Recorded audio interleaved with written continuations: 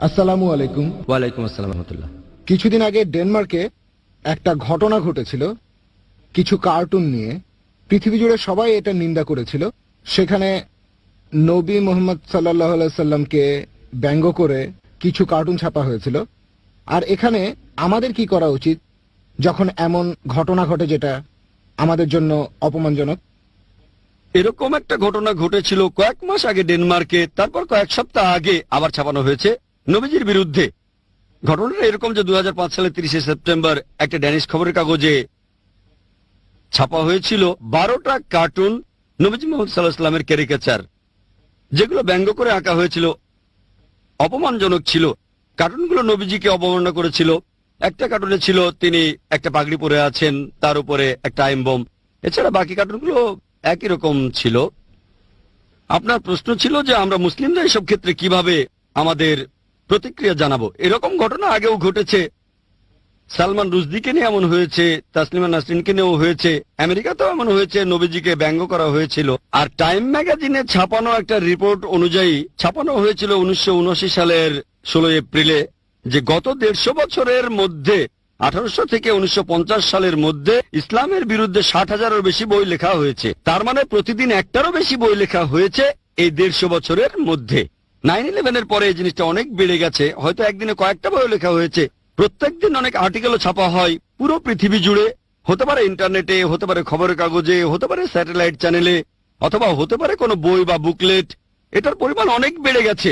এখন মুসলিমরা কিভাবে জবাব দেবে যখন যখন এরকম অপমানজনক কিছু মিডিয়ায় প্রচার করা হয়, হতে পারে টেলিভিশনে, হতে পারে প্রিন্ট মিডিয়ায় ইত্যাদি, সেখানে হয়তো আমাদের নবীজিকে অপমান করা হচ্ছে। মুসলিমরা কিভাবে প্রতিবাদ জানাবে? এখানে এক একজন এক এক মত দেবেন।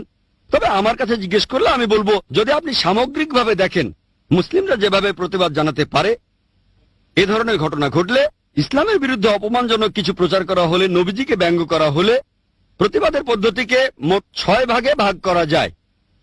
কিভাবে জবাব দেবেন? প্রথম পদ্ধতিটা হলো মিডিয়ায় উত্তর দেয়া। ভুল ধারণাটা ভাঙার চেষ্টা করেন। আর স্যাটেলাইট টেলিভিশন এজন্য খুব ভালো একটা মিডিয়া। এছাড়াও আছে খবরের কাগজ, ম্যাগাজিন, বই লিখতে পারেন, ইন্টারনেটে লিখতে পারেন, বুকলেট বিলি করতে পারেন।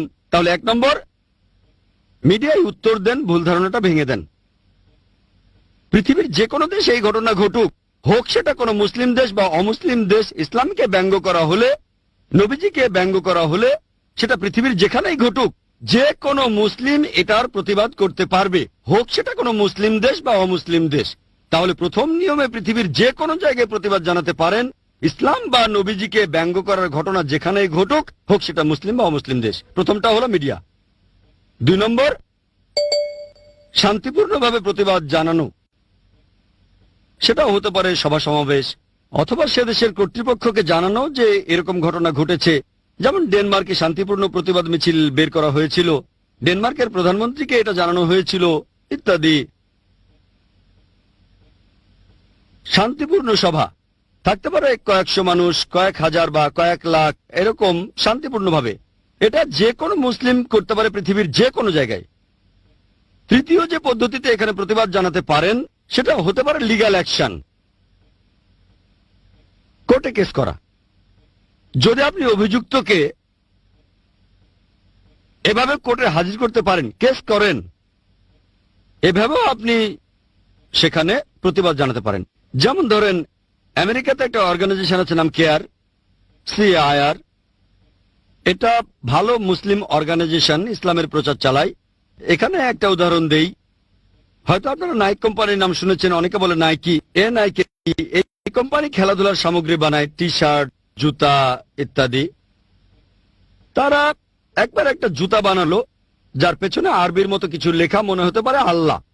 জুতার পেছনের দিকে যদি পেছন থেকে দেখেন, মনে হবে আল্লাহ লেখা। লেখাটা জুতার পেছনে, আর এটা অপমানজনক। তখন কি হলো?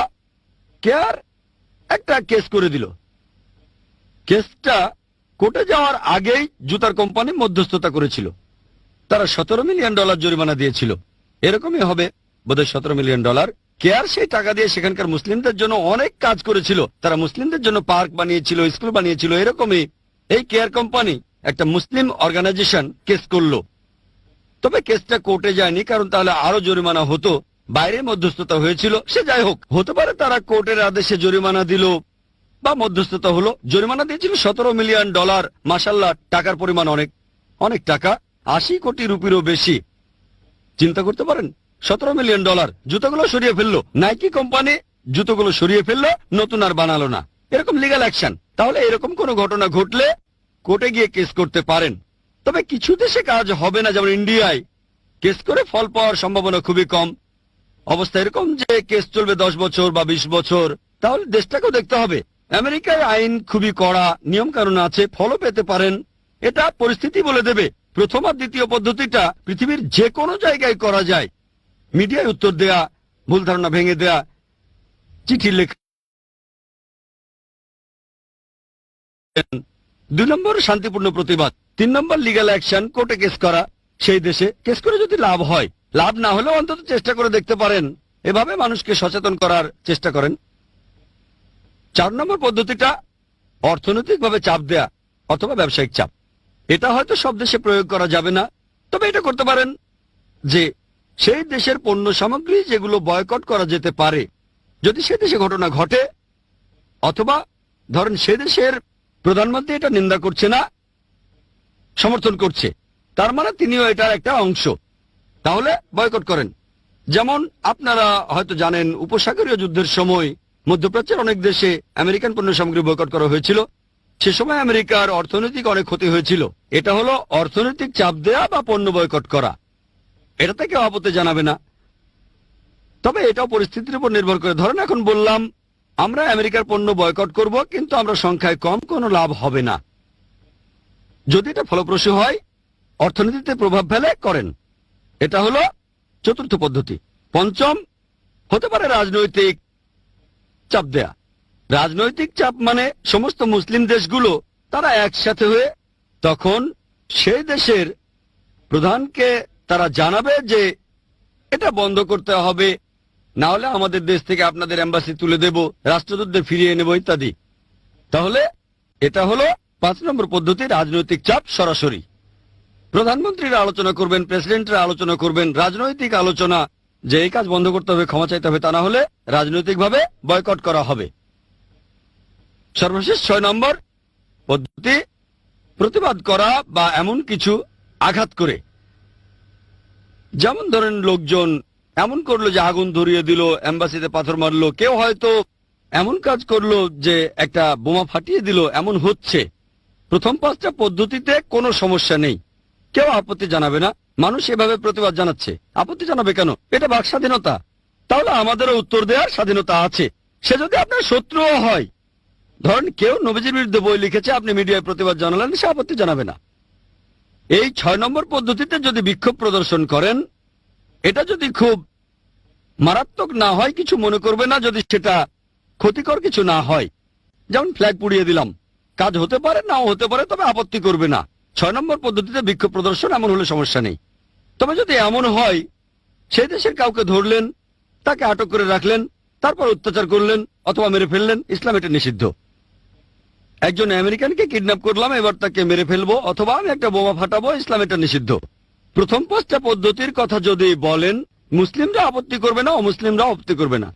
6 নম্বরটা শক্তি প্রয়োগ করা, ফ্ল্যাগ পুড়িয়ে দেয়া, কুশপুত্তলিকা পোড়ানো, বেশিরভাগ মানুষ আপত্তি করবে না, ইসলামও এটাকে পুরোপুরি হারাম বলবে না। তবে 6 নম্বর পদ্ধতিটা যদি মারাত্মক হয়ে যায়, যে নিরীহ কাউকে ধরলেন আর মেরে ফেললেন, আল্লাহ পবিত্র কোরআনে সূরা মাইদার 32 নম্বর আয়াতে বলেছেন, যদি কেউ কোনো মানুষকে হত্যা করে, যদি সেটা খুনের অপরাধ বা বিশৃঙ্খলা করার অপরাধ না হয়, তাহলে সে যেন পুরো মানুষ জাতিকে হত্যা করলো। যদি কোনো মানুষকে মেরে ফেলেন, হোক মুসলিম বা অমুসলিম, যদি সেটা খুন বা বিশৃঙ্খলা করার অপরাধে না হয়, তাহলে আপনি পুরো মানুষ জাতিকেই হত্যা করলেন। আর যদি কাউকে বাঁচান, তাহলে পুরো মানুষ জাতিকে বাঁচালেন। যদি সত্যিকারের দায়ী লোকদের ধরতে পারেন, তাহলে সেটা আলাদা কথা, কিন্তু কোন দেশের নিরীহ কোনো লোককে ধরলেন, ইসলাম এটা সম্পূর্ণ নিষিদ্ধ। যদি আপনি আসল অপরাধীকে ধরতে পারেন, যদি সেটা ইসলামী দেশে হয়, তাহলে তাকে ইসলামী শরিয়া অনুযায়ী শাস্তি দেন, আমার আপত্তি থাকবে না। তাহলে মুসলিমরা এইভাবে প্রতিক্রিয়া জানাতে পারে। এখন এই ঘটনাটা ডেনমার্কে যেটা ঘটেছিল, আমাদের নবীজি সাল্লাল্লাহু আলাইহি সাল্লামের 12টা কার্টুন ছাপা হয়েছিল 2005-এর 30শে সেপ্টেম্বর একটা খবরের কাগজে, আর এটা ছিল ডেনমার্কের স্থানীয় কাগজ। তখন সেখানকার মুসলিম নেতারা তারা একসাথে হলো এটা নিয়ে আলোচনা করলো। মুসলিম রাষ্ট্রদূতরা একসাথে হলো। 3 সপ্তাহ পরে তারা প্রধানমন্ত্রীর কাছে গেল। তারা সেখানে বলল এটা ঠিক না, অপমানজনক, বন্ধ করতে হবে। প্রধানমন্ত্রী হালকাভাবে নিলেন, কোনো পদক্ষেপই নিলেন না, তিনি গায়ে মাখলেন না। ঠিক আছে দেখবো, কিন্তু গায়ে মাখলেন না। 2006 20 জানুয়ারি, 3 মাস পরে এই কার্টুনগুলো ছাপানো হলো নরওয়েতে। তখন অনেক মুসলিমে আমাকে বলেছিল যে এটা কি ঠিক হচ্ছে, সবাই যেভাবে বিক্ষোভ জানাচ্ছে, প্রতিবাদ করছে, ইত্যাদি ইত্যাদি। আমি বলেছিলাম যে ছোট থাকতেই যদি এটাকে ছেটে না ফেলেন এটা বাড়তে থাকবে। তারপর এক সময় আমরা জানতে পারলাম এই ঘটনাটা জানুয়ারিতে ঘটার আগে সেপ্টেম্বর মাসে একবার ঘটে গেছে। আর সেখানকার মুসলিমরা শান্তিপূর্ণভাবে প্রধানমন্ত্রীর কাছে গিয়েছিল। তিনি বলেছিলেন এটা বাক স্বাধীনতা, আমি কি করব, ব্যাপারটা গায়ে মাখাননি। তারপর এই কার্টুনগুলো ইউরোপের আরেকটা দেশ নরওয়েতে ছাপানো হলো, নরওয়ের খবরের কাগজে ছাপলো। 2006 20 জানুয়ারি 4টা জার্মান পেপারে এই কার্টুনগুলো ছাপানো হলো। নবীজিকে ব্যঙ্গ করে ক্যারিকেচার, সবগুলো বর্ণনা দেব না, তাহলে অনেক সময় লেগে যাবে।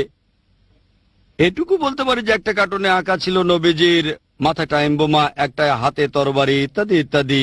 সবগুলোর বর্ণনা দিচ্ছি না। এই কার্টুনগুলো আবার ছাপানো হলো, প্রথমে নরওয়েতে, তখনই খুব হইচই হলো। তারপরে জার্মানিতে 4টা জার্মান পেপারে ছাপানো হলো, তারপর ফ্রান্সে ছাপানো হলো, তারপর হাঙ্গেরিতেও ছাপানো হলো। তারপর মাত্র 1 সপ্তাহের মধ্যেই পুরো মুসলিম বিশ্বের সবাই এটার প্রতিবাদ জানালো, মাশাআল্লাহ।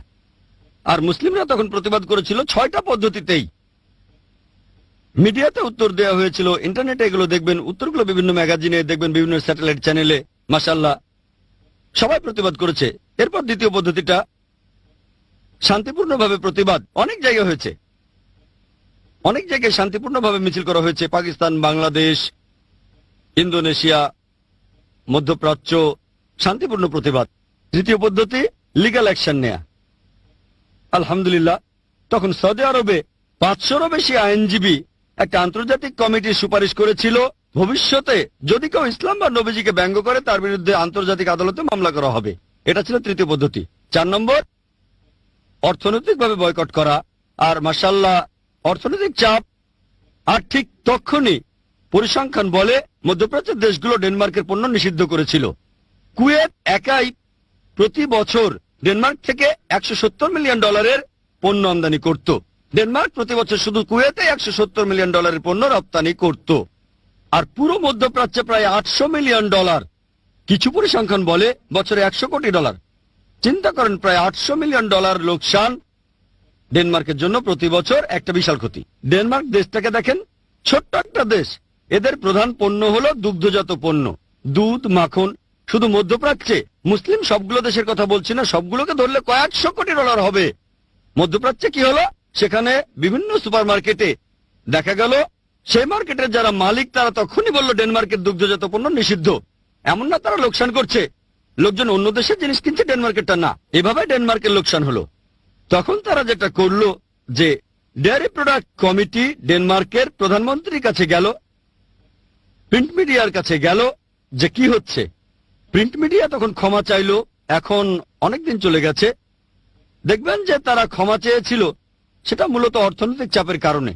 ইংরেজি আর আরবিতে পরিষ্কার ক্ষমা চেয়েছে, কিন্তু ডেনমার্কের খবরের কাগজে একটু অন্যভাবে লেখা হলো। সেটা ছিল ড্যানিশ ভাষায়। সেখানে প্রধানমন্ত্রীর ক্ষমা চাওয়াটা ছিল গা ছাড়া টাইপের। সেই নিউজ পেপারের চিফ এডিটর বলল, যেটা ছাপিয়েছি সেটা ডেনমার্কের আইনের বিরুদ্ধে না, তবে যেহেতু পৃথিবীর মুসলিমরা এটাতে আহত হয়েছে তাই ক্ষমা চাচ্ছি। তার মানে তারা ক্ষমা চাচ্ছে, কিন্তু শর্ত আছে। ডেনমার্কের আইন অনুযায়ী এটা কোনো অপরাধ না। আমরা ডেনমার্কের কোনো প্রচলিত আইন ভাঙিনি, তবে যেহেতু এই ঘটনায় পৃথিবী জুড়ে মুসলিমরা আহত হয়েছে, আমরা সেজন্য দুঃখিত। যেমন ধরেন, কোন ধর্মে ধর্ষণের অনুমতি আছে। আমি কারো বোনকে ধর্ষণ করে বললাম, দেখেন আমার ধর্মে এটার অনুমতি আছে, তবে আপনি কষ্ট পেলে আমি দুঃখিত। বলতে পারেন না আমার দেশে চলে, কিছু খারাপ হলে তা সবার জন্য খারাপ, সেটা কোনো ধর্মে থাকুক বা না থাকুক, সে দেশের আইন থাকুক বা না থাকুক। ধরেন কেউ বললো আমার ধর্মে ধর্ষণের অনুমতি আছে, আমি আপনার মা, বোন, স্ত্রীকে ধর্ষণ করলাম, আপনার খারাপ লাগলে আমি দুঃখিত। এটা কি লজিক্যাল? না। যেটা খারাপ সবার জন্য খারাপ। হারাম বলা হলে সেটা সবার জন্যই হারাম, অথবা বেশিরভাগের জন্য সেটা তাহলে হারাম। অল্প লোকের জন্য খারাপ হলে হারাম না। যেমন যাদের ডায়াবেটিস আছে তাদের জন্য চিনি খাওয়া ঠিক না, এটা সবার জন্য হারাম না, শুধু রোগীদের জন্য হারাম। আর এখানে ক্ষমা চাওয়া হলো দায় সারা ভাবে। তবে ডেনমার্কে এটা নিয়ে বিশাল হট্টগোল হয়েছিল। দেখবেন যে এই $800 মিলিয়ন আমেরিকার জন্য কিছুই না, তাহলে ডেনমার্কের জায়গায় আমেরিকা হলে তেমন কিছু হতো না। তবে এমন ঘটেছিল, গত বছরে সব আমেরিকান পণ্য নিষিদ্ধ করা হয়েছিল, বিশাল লোকসান হয়েছিল, কয়েকশো কোটি ডলার লস আমেরিকার জন্য অনেক। তাই এভাবে বয়কট করলে দেশটা যদি বড় হয় আর লোকসানটা ছোট, হয়তো খুব একটা কাজ হবে না। তবে এই $800 মিলিয়ন ডেনমার্কের জন্য অনেক টাকা, আমেরিকার জন্য হয়তো অনেক না। তাহলে যদি আপনারা এভাবে অর্থনৈতিক চাপ দিতে চান, বয়কট করতে চান, যেমন ধরেন এখন আমি বললাম আসুন আমরা ইন্ডিয়ায় ডেনমার্কের পণ্য বয়কট করি, এতে ডেনমার্কের কিছুই হবে না, তাদের অর্থনীতির উপরে এই কারণে কোন রকম প্রভাবই পড়বে না। যদিও ইন্ডিয়া একটা বড় দেশ, 100 কোটি মানুষের মধ্যে মুসলিম প্রায় 16-17 কোটিরও বেশি হবে, তবে ইন্ডিয়া ডেনমার্ক থেকে বেশি পণ্য আমদানি করে না। কিন্তু মধ্যপ্রাচ্যের দেশগুলো, ডেনমার্কের বেশিরভাগ রপ্তানি মধ্যপ্রাচ্যে, এটা পরিস্থিতির উপর নির্ভর করে। এই পদ্ধতিতে ভালো কাজ হয়েছে, তক্ষণই প্রতিক্রিয়া পাওয়া গেছে, তারা ক্ষমা চেয়েছে। এবার রাজনৈতিক চাপের কথা বলি, 5 নম্বরটা রাজনৈতিক। অনেক মুসলিম দেশ তখন প্রতিবাদ করেছিল। মুসলিম রাষ্ট্রদূতরা 20 অক্টোবর গিয়েছিল প্রধানমন্ত্রীর কাছে আর বলেছিল এই কাজটা ঠিক হচ্ছে না, কিন্তু এতে কোনো কাজ হলো না। তখন কি হলো, সৌদি আরব ডেনমার্ক থেকে তাদের রাষ্ট্রদূতকে ফিরিয়ে আনলো। ডেনমার্কে তাদের রাষ্ট্রদূতকে জানানো হলো আপনি চলে আসেন এক্ষুনি। অনেক মুসলিম দেশ বলল যে তাদের দেশে ডেনমার্কের এম্বাসি দরকার নেই। এটাই হলো রাজনৈতিক চাপ। এখন তারা ক্ষমা চাচ্ছে, বলছে দুঃখিত। আলহামদুলিল্লাহ সুম্মা আলহামদুলিল্লাহ, পুরো পৃথিবী জুড়ে বিভিন্ন জায়গায় মুসলিমরা সবাই মিলে প্রতিবাদ করেছিল। শেষ পদ্ধতিটা হচ্ছে ভায়োলেন্স। এটা বিভিন্ন দেশে হয়েছে, যেমন ইন্দোনেশিয়া, তারা ডেনমার্কের এম্বাসিতে চড়াও হয়েছিল, সেখানে ভাঙচুরও করেছিল, পচা ডিম আর টমেটো ছুঁড়ে মেরেছিল। ইরাকে ডেনমার্কের ফ্ল্যাগ পায়ের নিচে ফেলে পালানো হয়েছিল, পুড়িয়েও ফেলেছিল। এ পর্যন্ত ভালো, ঠিক আছে। তবে কিছু জায়গায়, যেমন প্যালেস্টাইনে, এক জার্মান নাগরিককে ড্যানিশ ভেবে তারা কিডন্যাপ করেছিল, মৃত্যুর হুমকিও দিয়েছিল। পরে লোকটার পরিচয় জানতে পেরে প্যালেস্টাইন পুলিশের হাতে তুলে দিয়েছিল। এছাড়াও লন্ডনে তখন ব্যানার লাগানো হয়েছিল যে এটা যদি বন্ধ না করেন, লন্ডনে আবার 7/7 এর মতো ঘটনা ঘটবে, তার মানে আবার আত্মঘাতী বোমা হামলা হবে। আর আমি বলবো ইসলামে এসব কাজের কোনো অনুমতি নেই। এটা হলো 6 নম্বর পদ্ধতি। অন্য 5টা পদ্ধতি আলহামদুলিল্লাহ, তবে শেষেরটা ফ্ল্যাগ পুড়িয়ে দেওয়া, কেউ বলবে হ্যাঁ, কেউ বলবেন না, পুরোপুরি হারাম বলতে পারবে না, তবে নিরীহ মানুষ মারা হারাম ইসলামে। এখানে দেখবেন অন্তত একটা জিনিস ভালো হয়েছে, যে আমেরিকায় এটা ছাপানো হয়নি। ইংল্যান্ডের সরকার সে সময় ডেনমার্কের বিরুদ্ধে কথা বলেছে। অন্যান্য সব ইউরোপিয়ান দেশ বেশিরভাগই ডেনমার্ককে সমর্থন করেছে যে এটা বাক স্বাধীনতা। কিন্তু জ্যাক স্ট্র, ফরেন মিনিস্টার ইংল্যান্ডের, বলেছিলেন বাক স্বাধীনতা থাকবে, তার মানে এই না কোনো ধর্মকে আক্রমণ করবেন অথবা নিন্দা করবেন। আমেরিকাও একই কাজ করেছে, আমেরিকাও নিন্দা করেছে।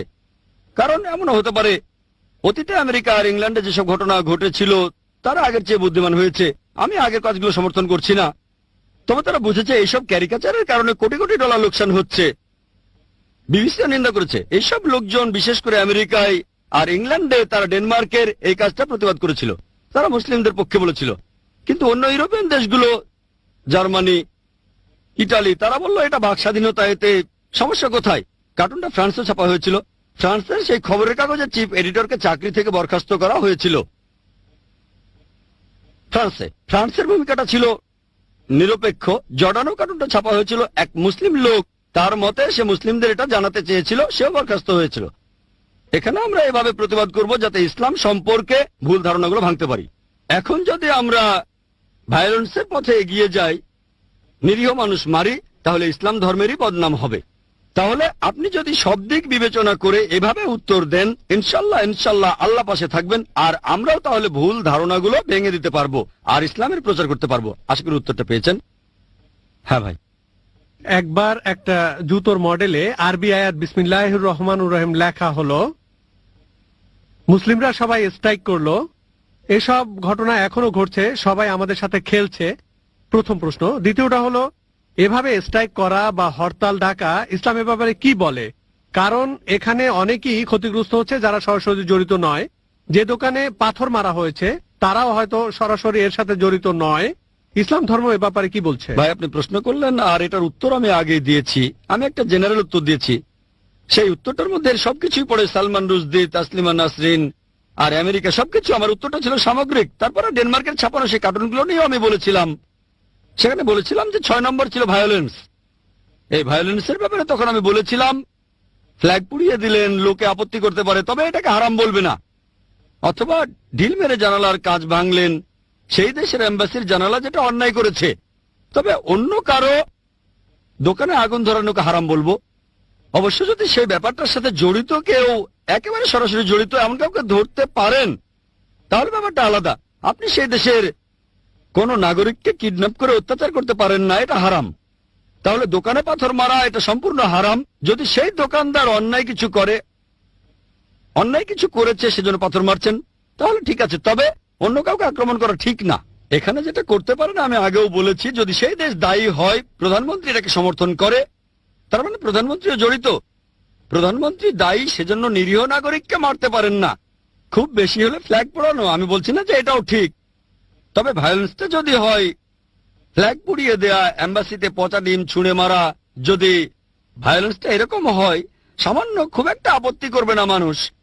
তবে চূড়ান্ত ভায়োলেন্সে নিরীহ মানুষ মারা, অত্যাচার করা, অথবা বাড়িঘর পুড়িয়ে দেয়া, অথবা দোকান পুড়িয়ে দেয়া, এগুলো হারাম ইসলামে। এমন করা আমার মতে সম্পূর্ণ ভুল। হ্যাঁ, আপনি মিডিয়ায় উত্তর দিতে পারেন শান্তিপূর্ণভাবে,